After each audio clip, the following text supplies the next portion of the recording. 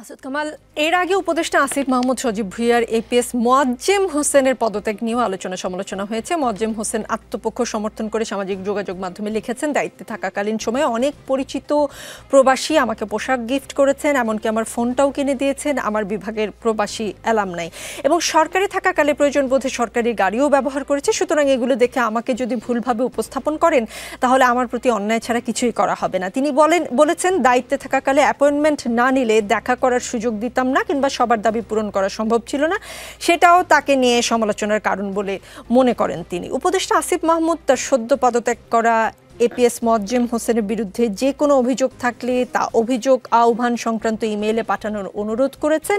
মোয়াজ্জেম হোসেনের আত্মপক্ষ সমর্থনের প্রচেষ্টা এবং উপদেষ্টার যে এপিএস এর বিরুদ্ধে কোনো অভিযোগ থাকলে তা জানানোর আহ্বান করেছেন, এবং তার বাবার বিষয়ে যে আসলে পাবলিকলি তিনি ক্ষমা চেয়েছেন এবং লাইসেন্সটি বাতিল করেছেন, এই ধরনের অ্যাপ্রোচ পজিটিভ অ্যাটিটিউড হিসেবে দেখেন কিনা আপনি?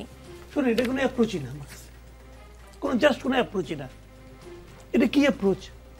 চুরি করে ধরা খাইছে হাতে নাতে, এখন করে আমি ক্ষমা চাই, এটা কোনো অ্যাপ্রোচ হলো?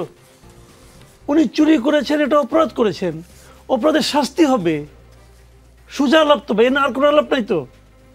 উনি ক্ষমা চাইছেন, মহান ব্যক্তি ক্ষমা চাইছেন, দেশ ধন্য হয়ে গেছে, জুলকারনায়ন সাহেব খুশি হয়েছে, আমি খুশি হই নাই।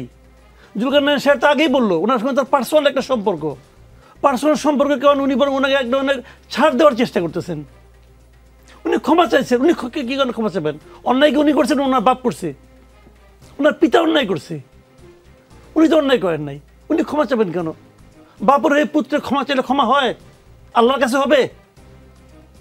আল্লাহর কাছে হবে? আমি মনে করি অন্যায় করলাম, আমার বাপ বললো আমার পোলা নামাজ পড়ে নাই, ওনার হয়ে আমাকে, আমি ওনার হয়ে ক্ষমা চাচ্ছি, আল্লাহ ক্ষমা করবো? করবে ভাই?